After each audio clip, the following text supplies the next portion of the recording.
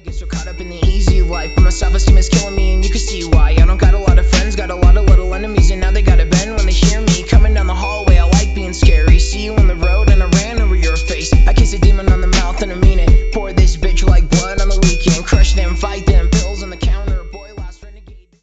3, 2, 1. In the Sky Podcast, and today we have Killick. Tell them a little bit more about yourself. Sure. So I am just recently 22 and been making music forever. Recently just kind of got bombarded by this Vpaor Wave movement. Really just uprooted everything I know about trap music and rock music, alternative in general, and kind of got me on this crazy kick that is just ruining my life at the same time as it's making it better. Okay. Now, this started off a little bit more slower. Now, where are you from? From Colorado. Colorado. And what was your upbringing like? Came from a very large family. I have 8 brothers and sisters, so I'm the second youngest of this large family. Damn. Yeah, it's always been tons of music in our household. My dad's a crazy guitar player. He can play guitar behind his head. Damn. Yeah. Would you say your father is a big inspiration on you playing instruments and whatnot? Yeah, definitely. Because I could easily just make these beats and just go with the production of it digitally on a computer, but I always have that little nudge behind me to learn real instruments the guitar and piano. I played ukulele for a short stint, and now I'm getting really into sampling though, which is interesting.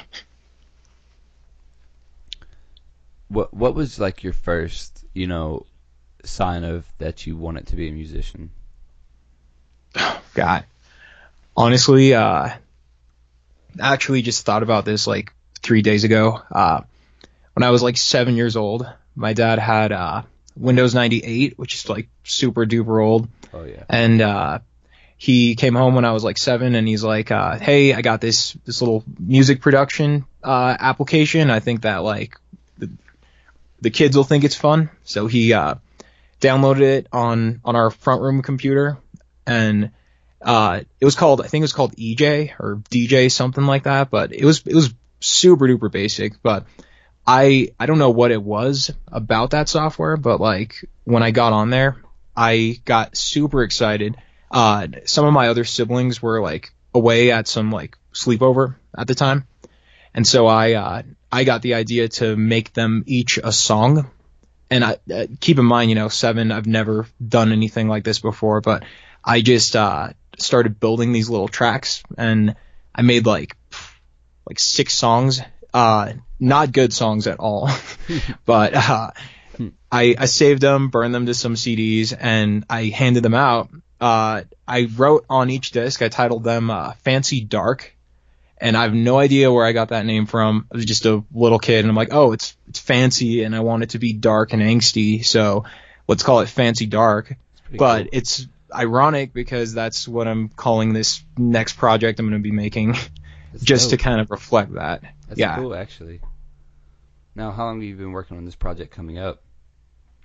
So the very next thing coming up is called Virtual Boy, and that kind of relates to all of this Vpaor Wave stuff that I kind of started with, but I barely just got kind of sideswiped by this new project, and I finished it. It's a whole album, but I'm going to have to kind of pace myself and put out this Virtual Boy album EP type thing first.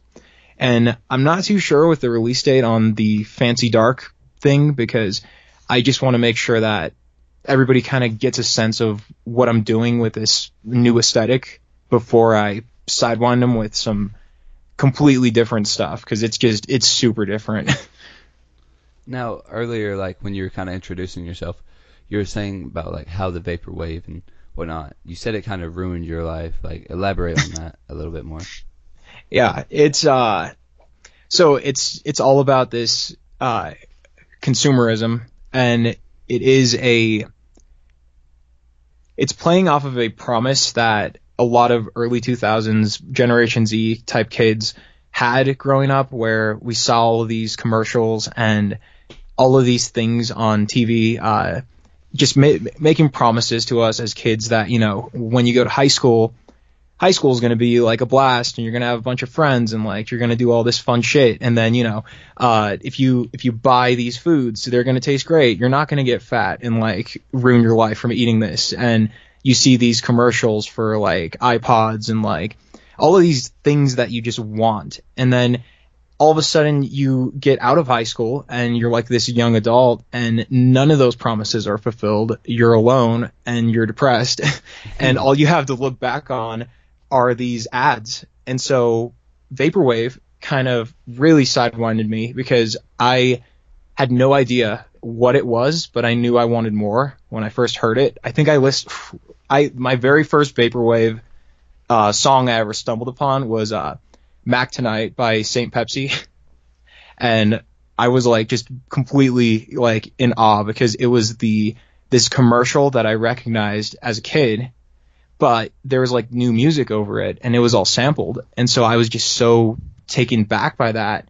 I was like, how do I make this reflect my music? And I did that slowly by just throwing in those broken promises into my own music. And so I have like these singles now. I have one called Nickelodeon, which is pretty much all about how Nickelodeon grooms these kids to think, you know, your teenage years will be just a breeze, and it's going to be fun, and everything's going to be awesome. And that was not the case, like, at all. So it's just really angry, but also still pushing those same logos and those same ads on my own work. So, you know, I'm always throwing in lines about Pepsi, you know, buy lots of Coke, buy this. You got to wear the best brands. You got to have logos all over your shit. You got to represent these corporations, even though these corporations could give a flying fuck about you. Mm-hmm. It's true. I mean, that's kind of like how like everybody thinks like you're supposed to, you know, go to middle school, you know, bullshit, go to high school, kind of bullshit, but still do good enough to get into a good college that your parents or whoever the fuck would care about. But that's the big thing. Like, a lot of people want to do this and do that, but I've seen, you know, people who've graduated college and they can't find no fucking job, and that's what a lot of people think, is that, oh, I'll just go to college and I'll be guaranteed to have a job, or guaranteed to do this, but it's not like that. Like, it's good that you're 22 and, you know, you work and you're doing your own thing, as in your music, you know. I definitely fuck with that. Now, what genre would you kind of put yourself under? So fucking difficult. It's not even like, I hate when you hear these artists who, you know, they'll get asked that question, what genre are you? And then they're real pretentious about it, just like, oh, it doesn't fit into any box. I don't say that to be pretentious. I say that just because I really don't know how to categorize it, because it was supposed to be trap. It's always supposed to be trap. But, you know, I get my stuff put up on this Cuff Boys stream, and he's pretty notable for trap, and trying to, you know, review these things. And when any of these influencers see my stuff, they don't know where to put it. They don't know what to do with it. And then it just gives me more confusion, because I'm just like, you know, where does it fall? The best way I could describe this right now, at least for this album coming up, Virtual Boy, is going to be if Vaporwave got into a car crash with trap music and made trap music that's trap on the surface, but it has the Vaporwave topics thrown in there. It has these throwaway lines thrown in there that are just like supposed to be what a rapper would say. So, you know, let's take some drugs, let's fuck some hoes, fuck shit up, gang stuff, all of this typical shit, but yet it's masked behind this just depressed fucking persona. And it's not just depressed like to be depressed, it's like the actual consumerism has depressed this person so much that they're just unplugged from everything. So it's just this trap music that wants to be trap, but it can't be trap because there's just too much shit going on. Okay, that's definitely interesting, to say the least. I like it though. It's like that's what you have. You have to be interesting. You have to be an image. And I do like how you're building your own image, but it's not the image that everyone else is building. It could be futuristic. Like, I don't know. And that's the thing about it. That's the big thing about music is like you really don't know what's gonna pop. You know what I mean? Yeah. You really don't. Oh yeah. Now you mentioned Cuff Boys. What was up with you said was your music on Cuff Boys? It was just during the playing your music stream. So he gave a listen to my 1997 video, and the biggest takeaway I took from that is first few seconds he sees it, he's like off put by it, and then he gives it like a good chorus listen to, like all the way up to the hook, and then he's like, "Hey, this kid's fire," which I was like, "Oh, that's awesome."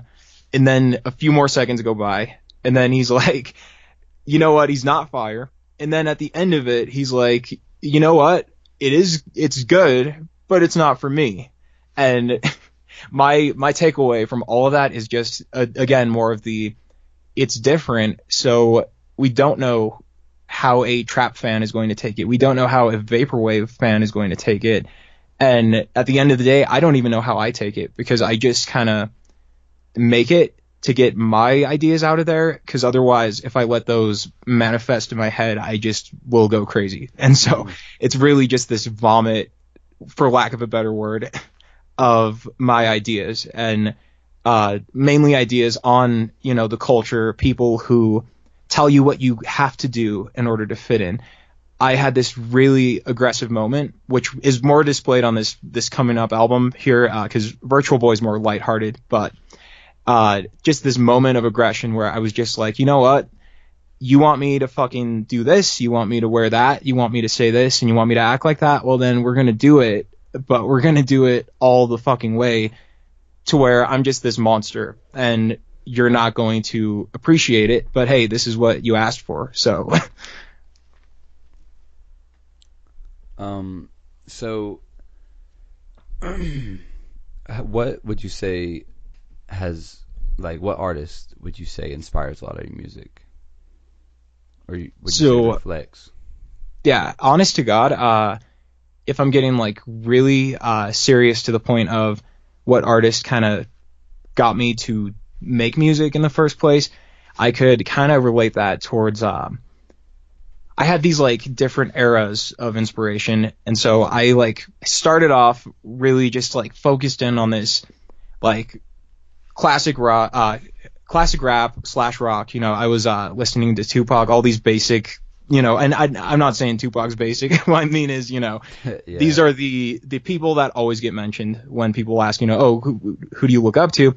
I stumbled upon Pandora music when I was like 12, and I just put in rap because I liked rap. And, you're going to get Warren G, you're going to get Tupac, Snoop Dogg. So like I had all of these, the classics, I guess you could say. But then I had this major shift towards this, punk pop type stuff. My Chemical Romance was a huge deal for me. I wanted to be Gerard Way like all through middle school.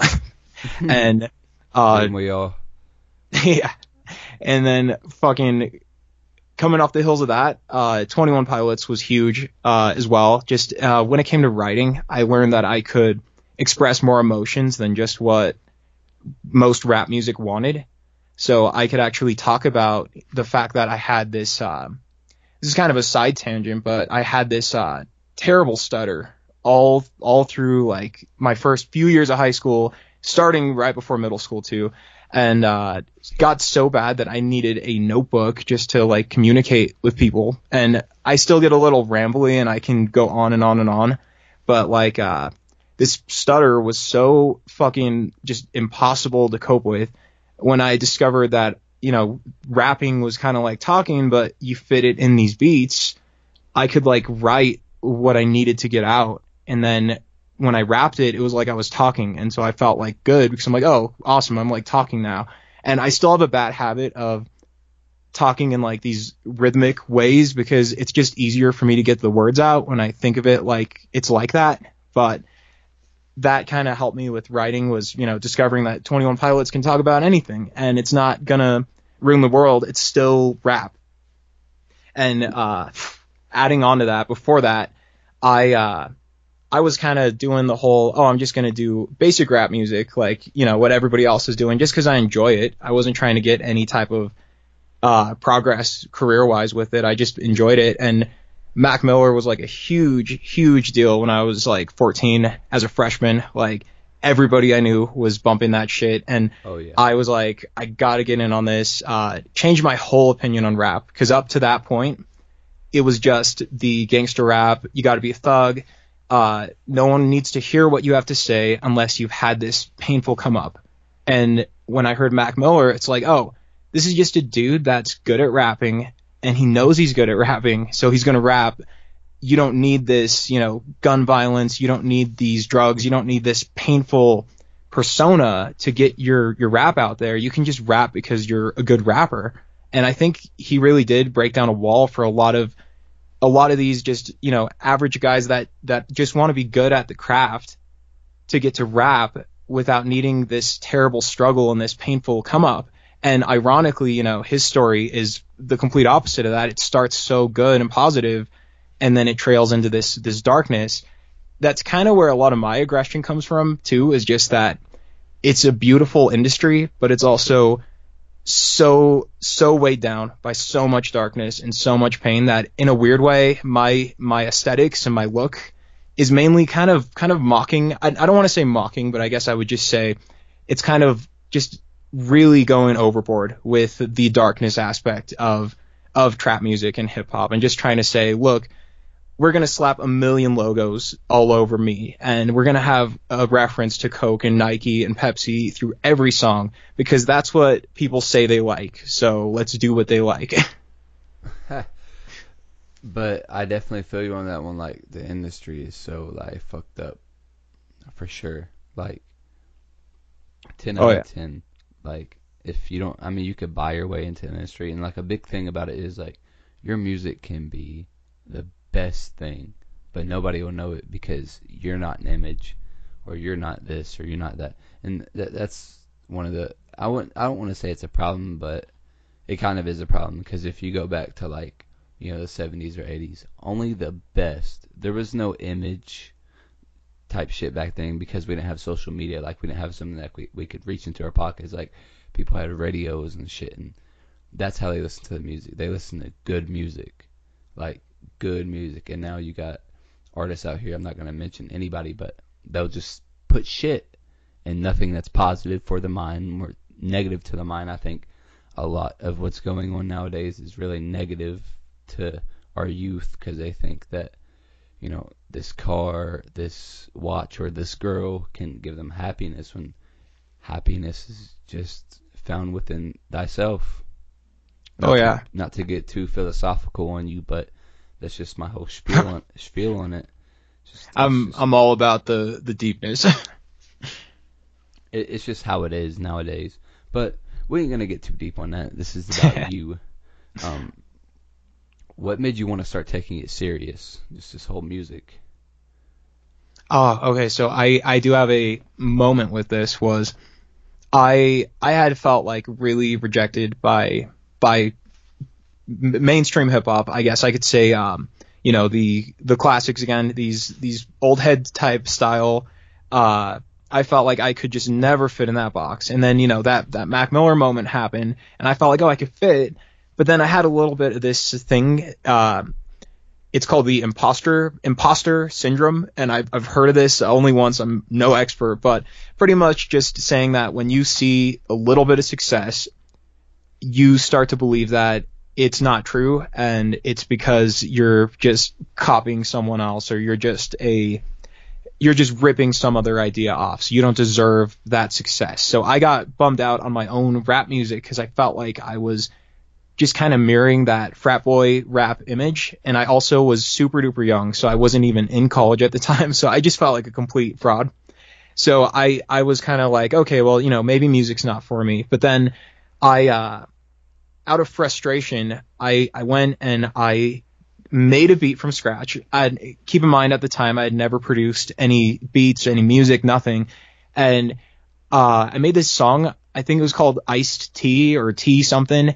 And all it was I opened up Fruity Loops at the time, and I played a little piano riff, and then I drugged some like drums in there, and I played it back, and I was like, holy shit, this is a song, and I don't owe any producers. I don't need to pay for this beat.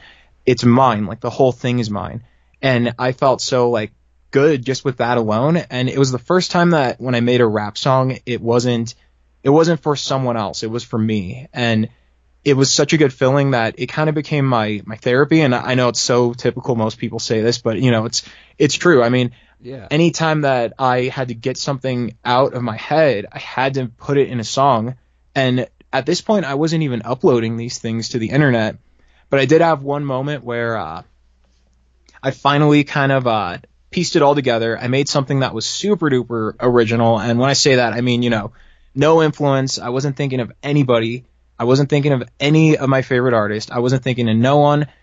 It was just me. And I think it was called Mechanical. And it's still up on my reverse page, which is a whole other topic. I'll tell you about that maybe some other time if we got time. But this song is called Mechanical, and it ended up getting like 500 views, which, is not much, but it's a lot when you're not expecting anything.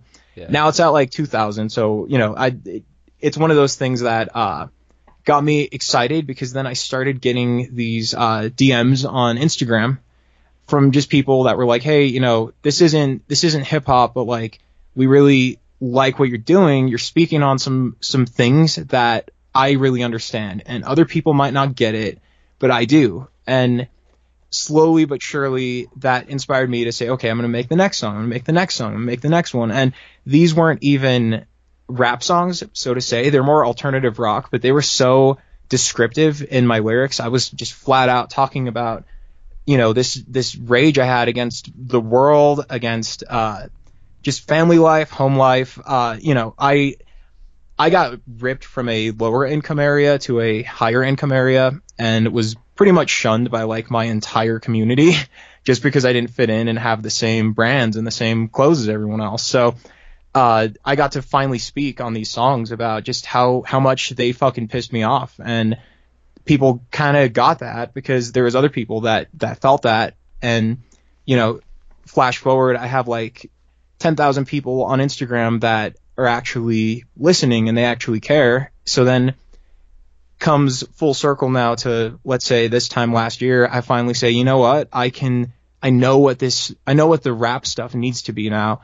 I can return safely to trap music and really tell everybody what I need to say. And I start this Killick project, and here I am now, just trying to get this first album finished. The singles are a pain in the ass. And just trying to get that out there, because I know even if Vapor Wave dies off, it's something that is so much bigger than me, that the ideas and the topics that go with that music genre need to be heard, even if it's just heard by some trap fans that happen to think that, my beats are kind of wavy or whatever it has to be.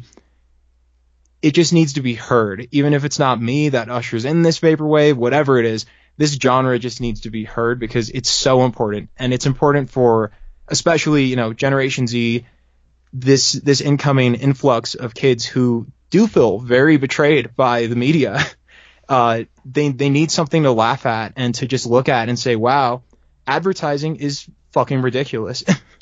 At the end of the day, this trap music can convey way more messages, and Vaporwave already has this powerful message that just it needs to be heard. So that's kind of where I'm at now, is just, I have a purpose with these strange aesthetics. I always have people, questioning what is this? They'll see, you know, the music videos. I'm wearing like a Virtual Boy headset. There's like video hoes holding up like cans of Coke that are like my own personal brand, and everybody's just like, what is this?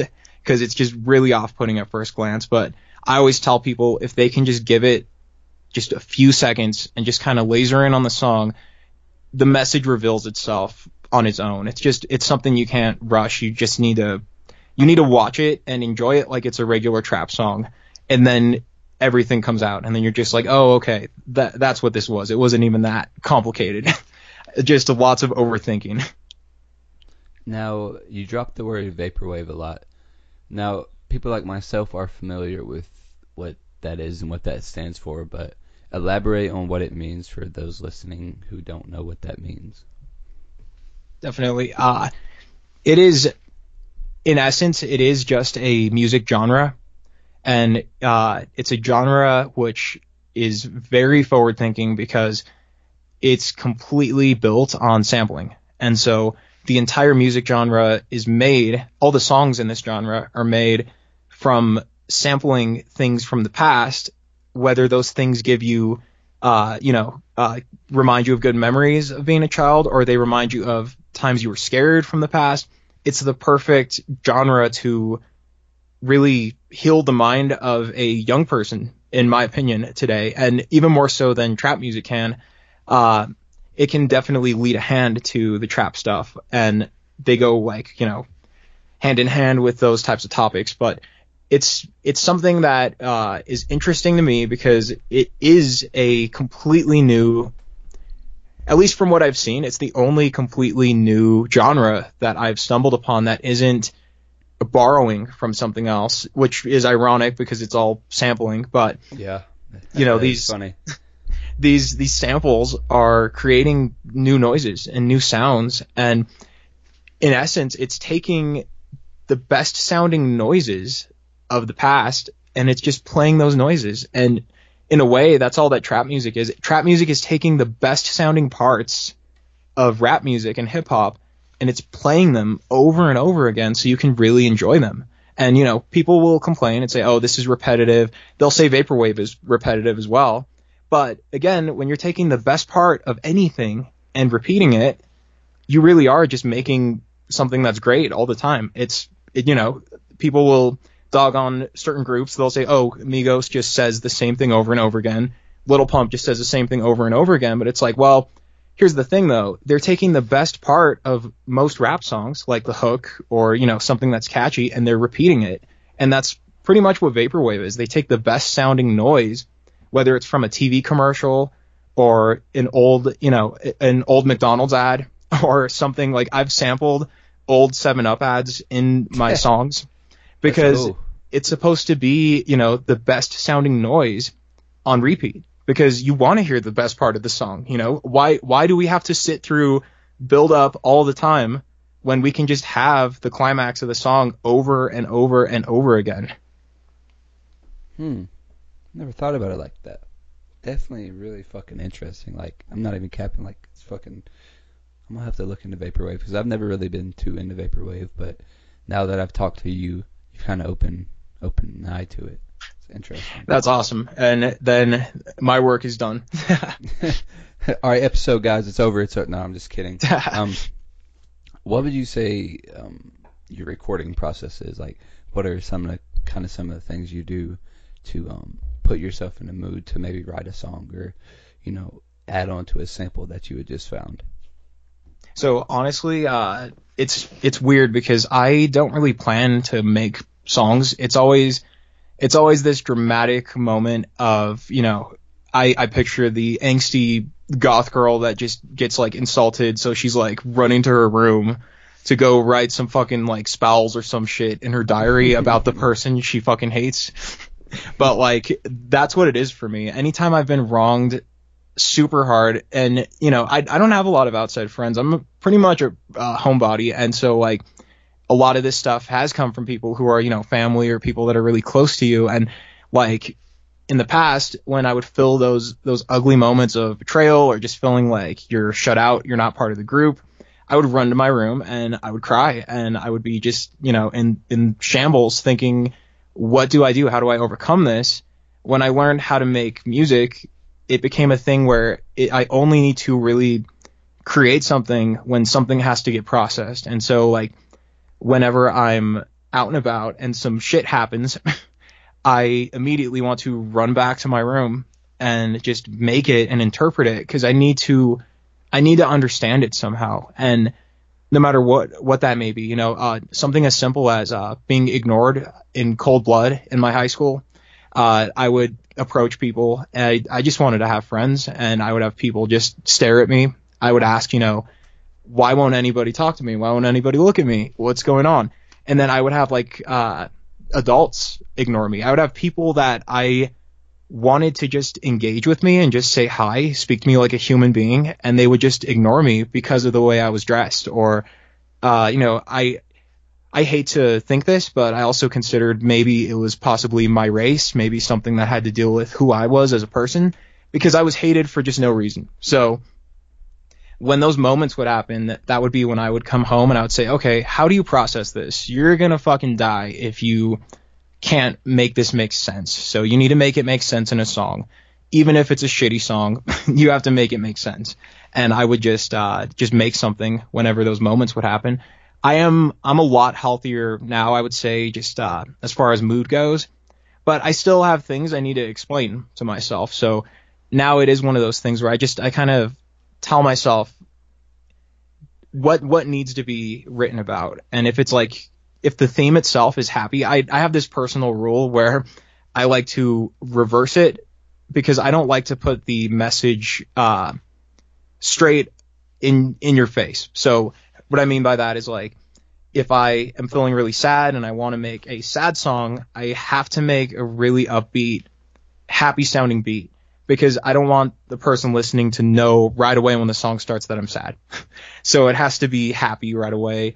That way I could put my sad lyrics in there and no one would know that it was sad unless they actually listened. And, if you actually listen, then you do deserve to know if I'm sad. If you just hear the beat and you hear a happy beat and you say, oh, he's happy, then I don't want you to know that these are sad lyrics, because they're not for you if you're in a good mood. And if it's a happy song, on the reverse of that, I give it really sad sounding music in the background, because I also, on the flip side of that, I want that person to know that this is a happy song, but then they hear these words and they're like, oh, okay, this is more serious. And I never try to resolve issues in the song. So, like, if we're talking writing, I never want to solve the issue that I'm singing about, because, like, nothing ever gets solved and it's just done forever, So I purposely leave the issues unresolved so I can revisit the songs whenever I'm feeling similar to that mood. And it's kind of like my own therapy. It's weird. And I think that's even why lots of my songs are super duper weird. No, I like your shit, man. You definitely have a good sound to you, like, and you're not in it for, like, the clout or, like, some stupid shit. Like, it's what you like to do, and that's what people don't really have nowadays, like a liking for something. They just want something out of it, you know what I mean? And someone like you who, has been through it, and, you know what it feels like for people to not fuck with you and shit. Definitely got a lot of respect, and a lot of people need to listen to this. Thanks, man. I really appreciate that. I still feel like, I don't need anything from this, but I also am still like, hey, even if my name gets removed from everything, even if I'm forgotten, I just need this genre to be heard, at least by this generation, because this generation could really, really heal from this and benefit from these ideas. And so I'm like, how can I give that to them? Maybe through trap music. Yeah, sometimes you have to sneak in through the back door, like, honestly. Yeah. What are your aspirations? I mean, you kind of just said a little bit, but what do you, bigger picture? So, I mean, bigger picture, end of the day, I want to create the idea that music artists are, with social media, you can see like the entire life, and it's a whole person and this and that, and what they eat for breakfast, how they act and everything.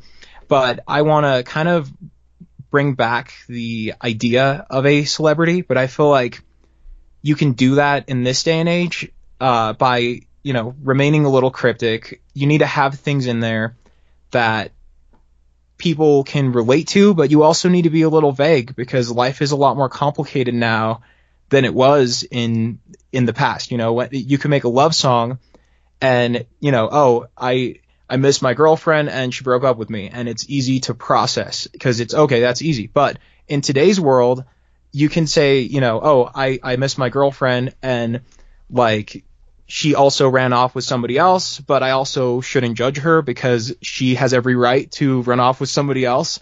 And it's also wrong of me to think that I should deserve somebody's love. And you add all these extra layers on top because we're so much more complicated now as people. I think that we've changed. And so our music dynamic needs to change a bit. And you can't just write about things anymore. You need to be a little vague, so that way the interpretation can open up, because we are kind of we're at a breaking point, because, decade's about to end. We're about to enter the 20s again, and we are desperately trying to find something to latch onto as far as music goes that can really convey the message for the decade and for the people. And it's not going to happen from what is on the radio right now. There's this big push towards having more Latino music and things like that, and which is awesome, but it feels like a segue, in my opinion. It feels like a segue to this J-pop and this Japanese culture. And when that stuff really takes off, that is another hand in hand with keyword that I'm going to say again, Vaporwave, because I see it going there. They're trying to get American audiences okay with lyrics that they don't all understand, because not everybody speaks Spanish. Same way, not everyone speaks English. They want to see if you can have chart toppers that aren't in the native tongue. And that's a segue to Japanese J-pop. And then J-pop is just a cousin of Vaporwave too, because there's lots of Japanese culture in that genre as well. So bigger picture goal is just to make sure that I can at least be a part of this, because I love it. I love this genre so much, and I love trap music so much. I just need to make sure that whatever I do is positive for those ideas and for those topics. I never want to seem like I'm benefiting from a different genre by combining it with trap music. I just believe that they relate with each other so well that it just seems kind of like a no-brainer to me to fuse the two. Awesome. I think that's about covers right it all, on, man. Are there any messages that you want to put out, or just kind of tell the audience this would be your time to? Yeah, I would say just, if you don't fuck with what I do, you should really give me a listen. Not for me, but give it a listen, because it's something that we could all use, and it's something that is going to be very, very surprising if anybody actually understands what I'm trying to say. You could really benefit the same way I have, and I feel like these are ideas that our own capitalistic government needs to know, that we're aware of their tactics. We're aware of what they do, what they try to sell us. We're a lot smarter as a generation, because we have the internet, because we have access to knowledge. We're so much more, woke, so to say, which I fucking hate that word, but we're so much more awake to these ideas. And I don't believe that the suits, these people that control our media, they don't know that we're aware, and we deserve to tell them, hey, we know why you make this commercial the way you do. We know why it's the way it is. So give us our say, give us our voice, because we deserve a piece of this pie, because, one day these generations are going to die off, and then we aren't going to know how to manage anything, because we're not given any access to any of this stuff. and just stay creative. Awesome. Any shout outs you'd like to give to anybody? I'd like to give a shout out to Kev Evan, and I'd like to give a shout out to my wonderful, sometimes annoying family. Yeah, I mean, family, you gotta love them, man. You gotta love them and you gotta hate them. Yeah. Thank you for listening to the In the Sky podcast, and thank you, Kyler Killick, for coming on, man. It's really been insightful to talk to you, to say the least, man. Seriously. Oh yeah, man, for sure. It's been real, and it's been real fun.